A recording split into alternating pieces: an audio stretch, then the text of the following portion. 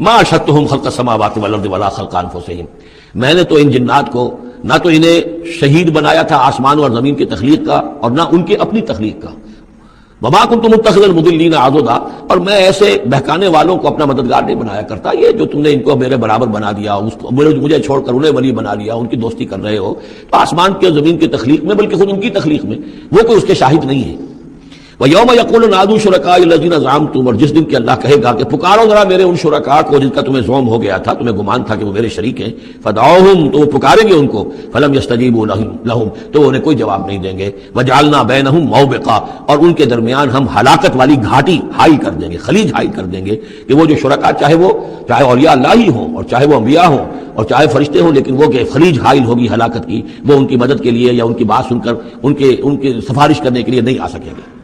وَرَأَى الْمُجْرِمُونَ النَّارَ، اور مجرمین جو ہیں ظالم گناہ گار کافر، وہ دیکھیں گے آگ کو کہ اب یہ ہے جس میں ہمیں جھونکا جانا ہے، فَظَنُّوا أَنَّهُمْ مُوَاقِعُوهَا، اور انہیں یقین ہو جائے گا کہ اب وہ اس میں ڈال دیے جائیں گے، وَلَمْ يَجِدُوا عَنْهَا مَصْرِفًا، اور وہ نہیں پائیں گے اس سے کہیں بھی بھاگنے کی کوئی جگہ، اس سے انحراف کی کوئی راستہ۔ وَلَقَدْ صَرَّفْنَا فِي هَذَا الْقُرْآنِ لِلنَّاسِ مِنْ كُلِّ مَثَلٍ، یہ آیت جو کہ سورہ بنی اسرائیل میں بھی آیت نمبر 89 ہے، وہاں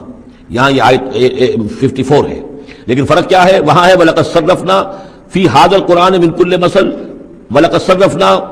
فی القرآن، وہاں الفاظ کا تھوڑا سا فرق ہے، وَكَانَ الْإِنسَانُ أَكْثَرَ شَيْءٍ جَدَلًا، ہم نے اس قرآن میں کل مثالیں پیدا کر جو بیان کر دی ہیں لوگوں کی ہدایت کے لیے، لیکن یہ کہ وہاں ہے فَأَبَى أَكْثَرُ النَّاسِ إِلَّا كَفُورًا، لیکن اکثر لوگ جو ہیں وہ کفران نعمت ہی پر اڑے رہتے ہیں۔ یہاں فرمایا وَكَانَ الْإِنسَانُ أَكْثَرَ شَيْءٍ جَدَلًا، لیکن انسان جو ہے تمام مخلوقات سے بڑھ کر ہے جھگڑالو۔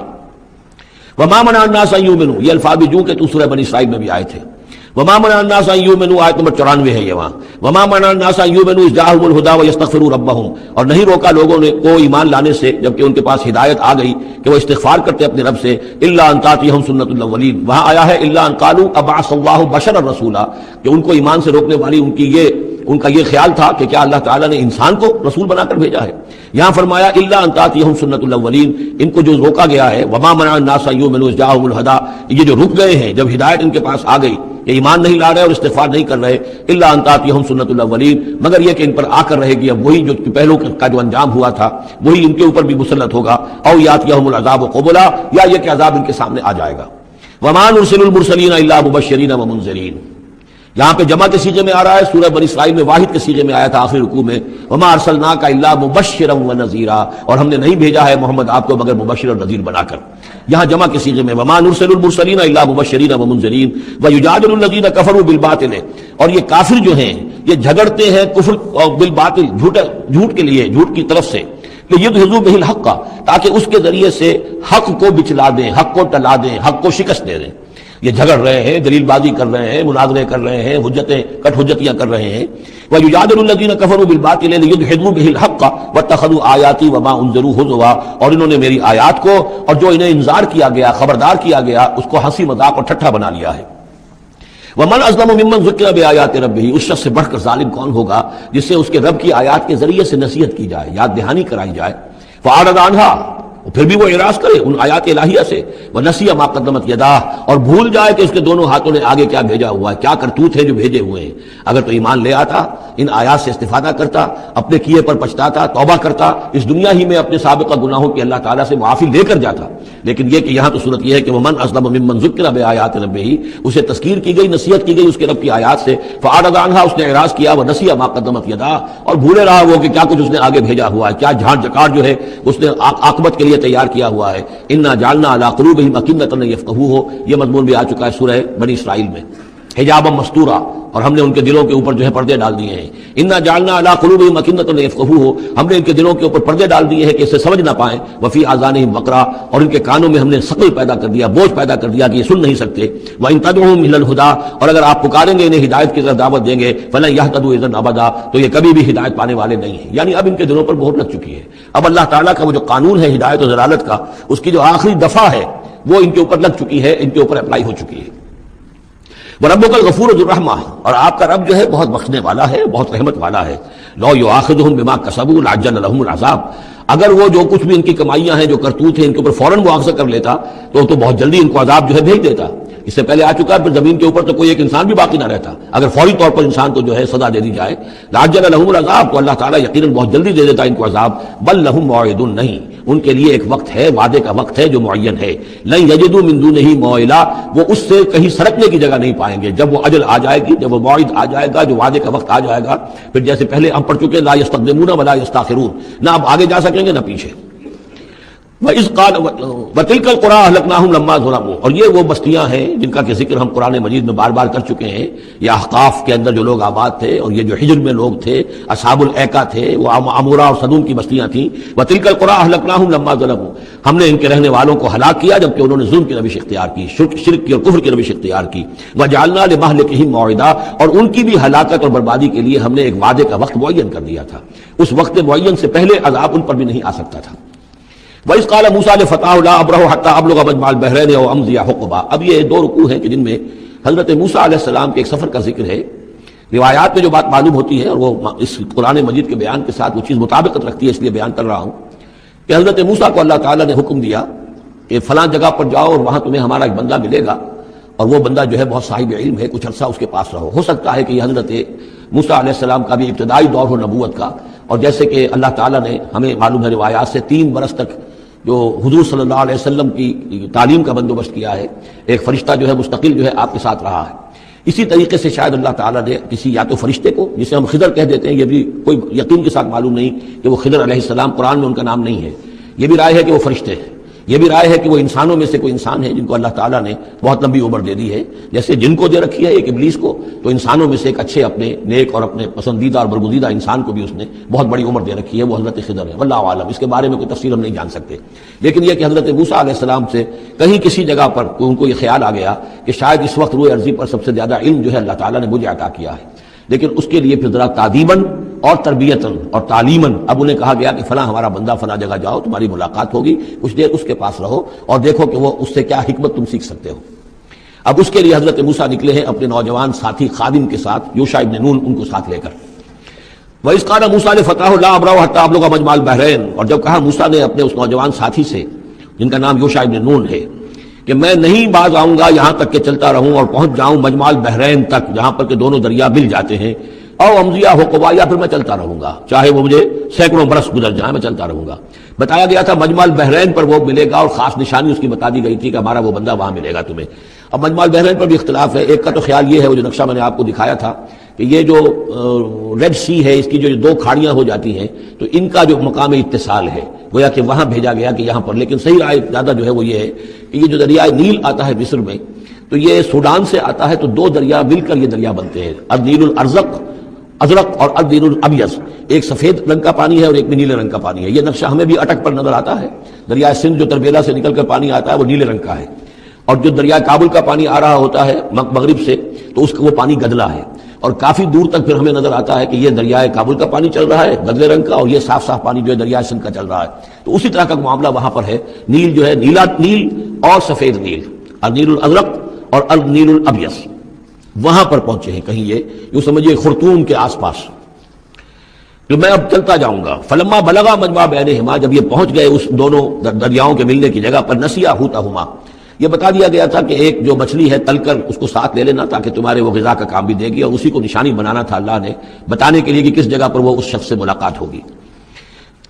جب وہ پہنچے ان دونوں کی مجمع کے مقام پر، نسیا حوتہما، دونوں بھول گئے اپنی اس مچھلی کو، فاتخذ سبیلہ فی البحر سربا، اور وہ مچھلی جو ہے وہ زندہ ہو کر، حالانکہ بھنی ہوئی تھی تلی ہوئی تھی، وہ زندہ ہو کر اور اس نے وہ سرنگ سی بنا کر اور سمندر میں چلی گئی۔ فلما جاوزا، اب یہ نقشہ جو ہے یہ ان کے جو ساتھی تھے یوشع ابن نون، انہوں نے دیکھا ہے اپنی نگاہ سے کہ یہ معاملہ ہوا ہے، لیکن یہ کہ اس کا تذکرہ کرنا حضرت موسیٰ علیہ السلام سے بھول گئے۔ فلما جاوزا، جب وہ وہاں سے آگے نکل گئے، قال لفتاه آتنا غداءنا، انہوں نے اپنے اس نوجوان ساتھی سے کہا، خادم سے، کہ بھائی ہمارا وہ کھانا لے آؤ، ناشتہ لے آؤ، لقد لقینا من سفرنا هذا نصبا، اب ہمیں اس سفر سے کوئی تکان طاری ہو گئی ہے، ایگزاسشن ہو رہی ہے۔ اور یہاں یہ نقطہ بیان کیا ہے مفسرین نے کہ چونکہ اس اصل مقام سے آگے نکل آئے تھے اس لیے اب تکان ہوئی ہے، ورنہ جو مقام تک پہنچنا تھا وہاں تک انہیں تکان کا کوئی احساس نہیں ہوا۔ قال ارأيت إذ أوينا إلى الصخرة، اس نوجوان نے یہ کہا خادم نے کہ آپ دیکھیے جب ہم اس چٹان کے پاس تھوڑی دیر کے لیے رکے تھے سستانے کے لیے، فإني نسيت الحوت، تو میں اس مچھلی پر نگاہ رکھنا بھول گیا، اس کی حفاظت کرنا بھول گیا، وما أنسانيه إلا الشيطان أن أذكره، اور شیطان نے مجھے بلائے رکھا کہ میں آپ سے ذکر بھی نہیں کر سکا. واتخذ سبیلہ فی البحر، وہ تو زندہ ہو کر اور اس نے اپنا راستہ بنایا اور سمندر میں اتر گئی یا دریا میں اتر گئی. عجبا، بہت عجیب یہ واقعہ تھا جو پیش آیا تھا. قال ذالک ما کنا نبغی، اب حضرت موسیٰ نے کہا اسی کے تو ہم تلاش میں تھے، یہی تو نشانی بتائی گئی تھی کہ یہاں پر. اب چلو واپس وہیں.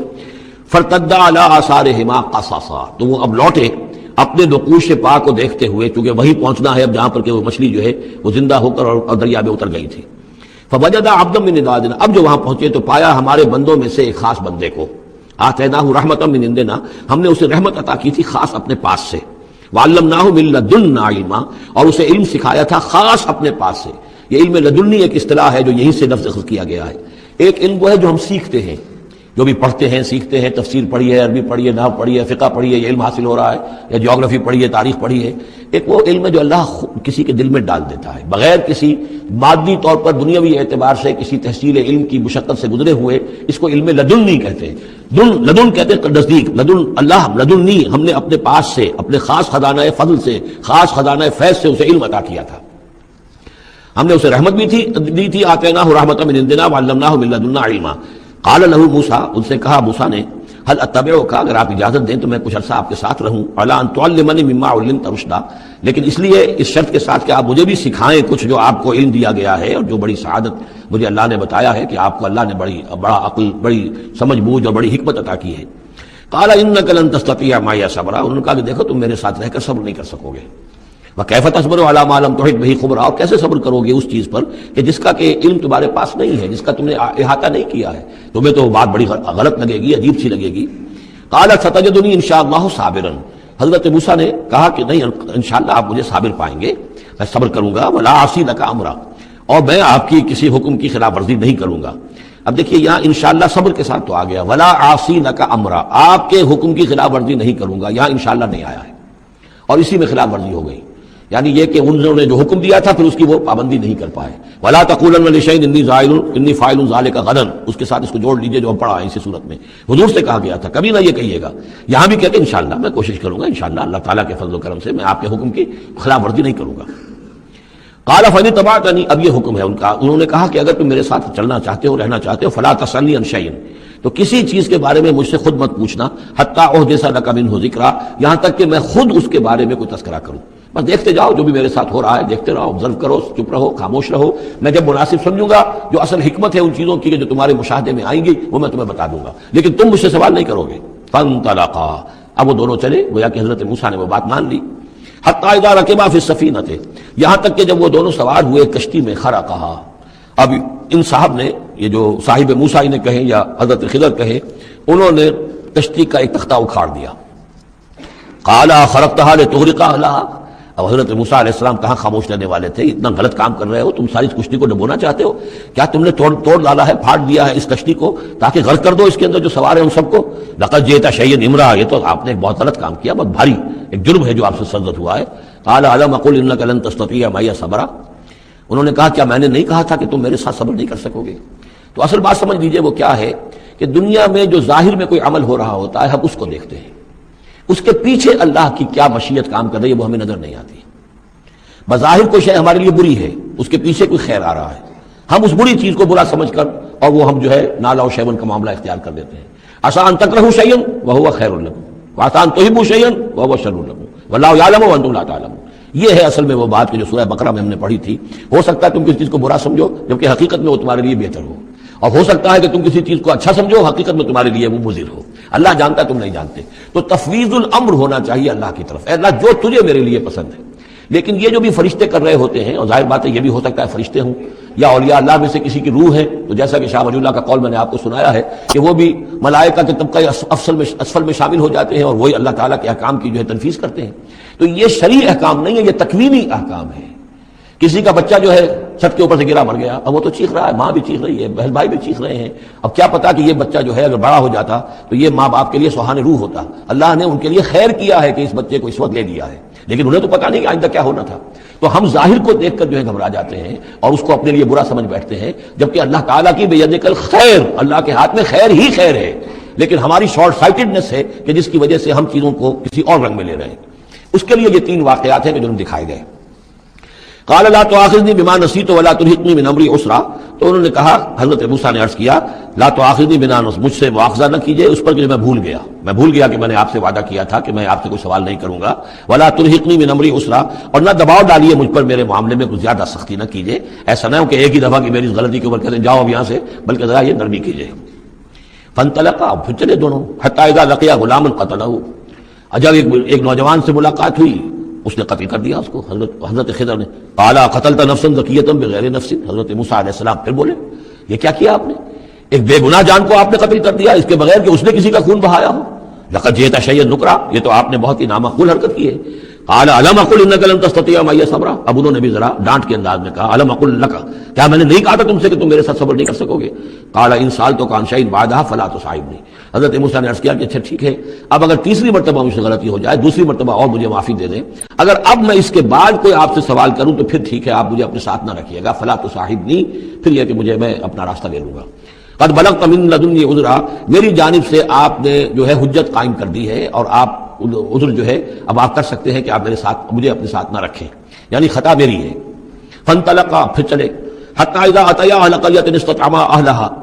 اور جب یہاں تک کہ وہ پہنچے ایک بستی والوں کے پاس، وہاں انہوں نے ان سے چاہا کہ وہ انہیں کھانا کھلائیں، مسافر جیسے ہوتے ہیں کہ بھائی ہم لوگ آئے ہیں، مسافر ہیں، آپ کی بستی میں آئے ہیں تو ہمیں کھانا کھلائیے۔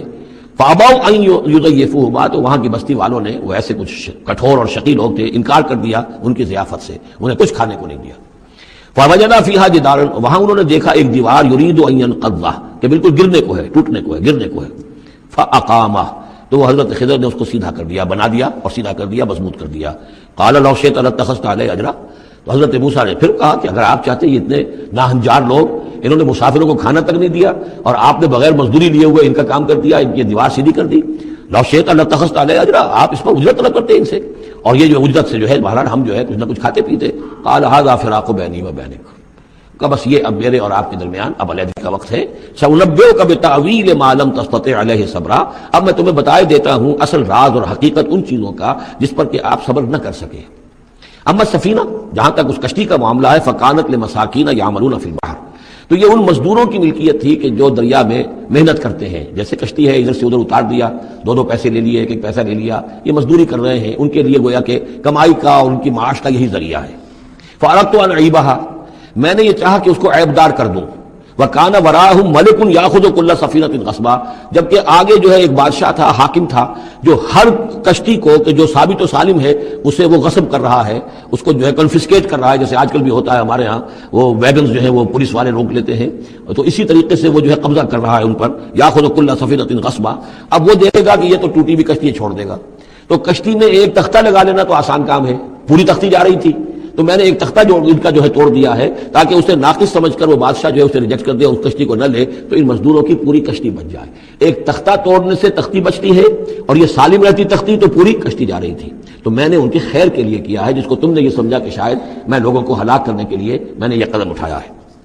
وَأَمَّا الْغُلَامُ، اور جہاں تک اس لڑکے کا معاملہ ہے، نوجوان کا، فَكَانَ أَبَوَاهُ مُؤْمِنَيْنِ، اس کے والدین بڑے نیک اور صالح ہیں، والدین دونوں کے دونوں۔ فَخَشِينَا يُرْهِقَهُمَا طُغْيَانًا وَكُفْرًا، اب ظاہر بات ہے کہ حضرت خضر کو معلوم ہوگا کہ اس کے جینز اچھے نہیں ہیں، بڑے شرارتی قسم کے جین اس کے اندر ہیں، اور یہ جب جوان ہوگا تو یہ آوارہ ہو کر اٹھے گا اور بہت سخت ہوگا اور اپنے والدین کے لیے سوہان روح بن جائے گا۔ یرہقہما طغیانا و کفرا، ناشکری اور زبردستی کر کے ان کو عاجز کرے گا، ستائے گا۔ فاردنا یبدلہما ربہما خیرا منہ زکاۃ واقرب رحما، تو ہم نے یہ چاہا کہ ان کا رب ان کے لیے بدل دے، اس سے بہتر اولاد اسے دے، بیٹا دے دے کہ جو اس کے لیے پاکیزگی میں بھی اور شفقت اور رحمت میں بھی اس سے بہتر ہو، جو ان کے لیے بڑھاپے میں سہارا بن سکے۔ تو ہم نے صرف یہ کیا ہے کہ یہ بچہ جو ہے وہ یہ ساری چیزیں جو اللہ کے حکم سے میں کر رہا ہوں، یہ گویا کہ تکوینی امور ہیں جو ہو رہے ہیں، یہ تشریعی امور نہیں ہے، تم شریعت کے حوالے سے دیکھ رہے ہو، اور میں یہ تکوینی معاملات کر رہا ہوں اللہ کے حکم کے مطابق، اور یہ در حقیقت رحمت ہے، جس کو کہ لوگوں نے یہ سمجھا ہوگا جن کا بچہ جو والدین کا فوت ہو گیا تو ان کے اوپر تو پہاڑ ٹوٹ پڑا ہوگا غم کا،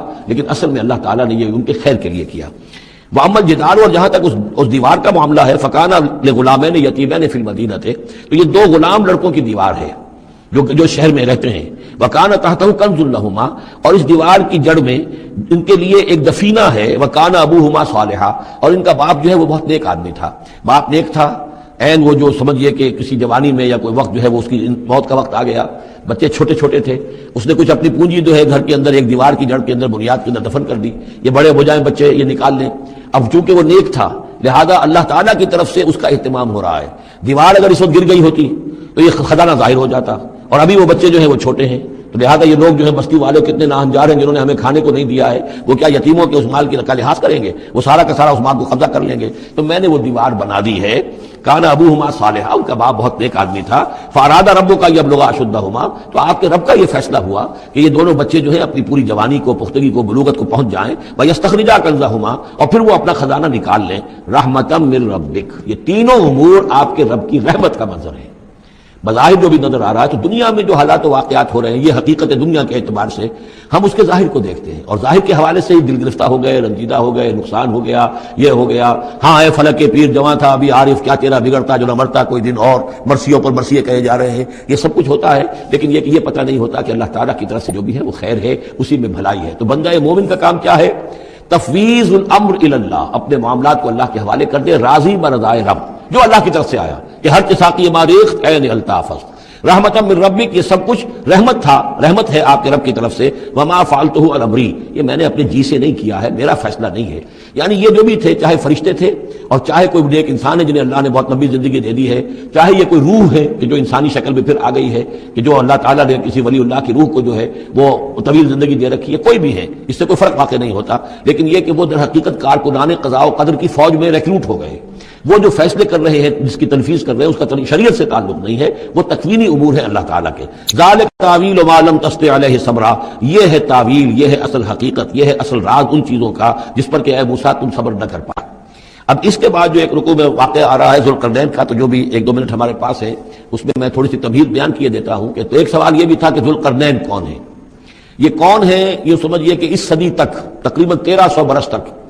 ہمارے مفسرین ان کے علم میں نہیں تھا کہ کوئی اتنا بڑا بادشاہ ہو رہا ہو جتنا بڑے بادشاہ کا ذکر ابھی ذوالقرنین کے حوالے سے آئے گا، تو لہٰذا لوگوں نے یہ سمجھا عام طور پر کہ سکندر اعظم، یہی معلوم تھا سکندر بہت بڑا فاتح تھا، وہ مقدونیہ سے چلا یونان سے اور دریائے بیاس تک آ گیا تھا، کتنا بڑا تو اس کو، لیکن یہ کہ اس کی سیرت و کردار جو ہے جو سکندر کی معلوم ہے اس کی کوئی مناسبت ذوالقرنین کے اس کردار سے نہیں ہے۔ ذوالقرنین اصل میں ایران کے بادشاہ تھے، اور ایران اس وقت 2 ملکوں میں اوپر میں منقسم تھا۔ اب یہ لگا بھی کبھی نقشہ دیکھیں گے تو ایک علاقہ جو ہے ایران کا وہ تو ہے جو خراسان کا حصہ ہے، جو اصل ایران ہے اس کو بھی جو سمجھیے 2 حصوں میں، ایک پارس پرانا کہلاتا تھا جس سے فارس کا لفظ بنا ہے، اور دوسرا مادہ تھا، میڈیا یا مادہ۔ تو یہ ایک شخص ایسے ابھرے کہ جنہوں نے ان دونوں کو ملا کر ایک حکومت بنایا، اور وہاں سے سلطنت ایران کا جو یوں سمجھیے کہ جو ان کا ایک سنہرا دور ہے، اور ان کی عظمت و سطوت جس کی کہ وہ بہت زیادہ جس پر فخر کرتے ہیں، اس لیے کہ ایرانی قوم بڑی نیشنلسٹ ہے، نسل پرست ہے، ان کے اندر اپنی تاریخ پر، اپنی روایات پر جو ہے وہ بہت ان کو فخر ہے۔ تو وہاں سے وہ دور شروع ہوا، اور انہوں نے پھر اس علامت میں کہ میں نے 2 ملکوں کو جوڑ کر ایک بنایا ہے، اپنے تاج کے اندر 2 سینگ لگا لیے تھے، اور وہ جو ہے ذوالقرنین یہ لقب ان کا ہو گیا تھا۔ اس کے حوالے سے سوال کیا گیا اور اس کے بارے میں تفصیل جو اگلے رکوع میں آئے گی۔ وَيَسْأَلُونَكَ عَنْ ذِي الْقَرْنَيْنِ قُلْ سَأَتْلُو عَلَيْكُم مِّنْهُ ذِكْرًا صدق اللہ العظیم۔ ذوالقرنین کے بارے میں آپ کو بتا چکا ہوں کہ ان کا نام تاریخ میں جو مشہور ہے وہ خسرو یا سائرس، اور انہی سے اصل میں ایران کی عظمت کے دور کا آغاز ہوا تھا۔ چنانچہ تقریباً میں سمجھتا ہوں کہ شاید 25-30 سال پہلے کی بات ہے، جب شہنشاہ ایران اس وقت جبکہ ان کی بادشاہت جو ہے وہ بڑے عروج پر تھی، انہوں نے 2500 سالہ برسی منائی تھی انہی خسرو کی، سائرس کی۔ ان کی قبر جو ہے مقبرہ وہ دریافت ہو گیا تھا، اور وہاں پر ان کا ایک مجسمہ بھی دریافت ہوا تھا کھدائی پر، اس مجسمے میں وہ 2 لگے ہوئے تھے، سینگ بھی۔ اس موضوع پر سب سے پہلے مولانا ابوالکلام آزاد مرحوم نے جو اپنی ترجمان القرآن کے نام سے انہوں نے مختصر ترجمہ اور تفسیر لکھی ہے، اس میں بڑے تفصیلی نوٹس لکھے ہیں۔ سب سے پہلے اہل علم کے حلقے میں ان کے بارے میں جو معلومات ہیں وہ ان کے ذریعے سے آئی ہیں، اب یہ تقریباً یونیورسلی ایکسیپٹڈ ہے۔ پھر سوال پیدا ہوتا ہے کہ ان سے کیا دلچسپی یہود کو تھی، تو وہ بھی سمجھ لیجئے